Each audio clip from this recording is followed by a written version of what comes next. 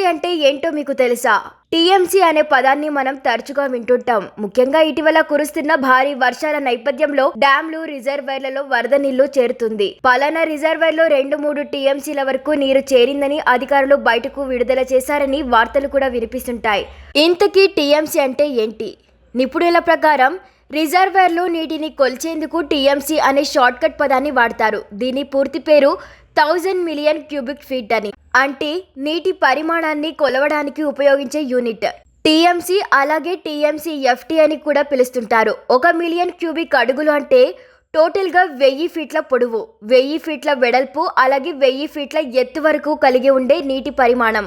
1 TMC దాదాపు 2881 కోట్ల లీటర్లు అవుతుంది. 2300 ఎకరాల విస్తరణంలో 1 అడుగు మందం నీరు చేరితే గనుక దానిని 1 టీఎంసీ నీటికి సమానంగా పరిగణించవచ్చని నిపుణులు చెబుతున్నారు.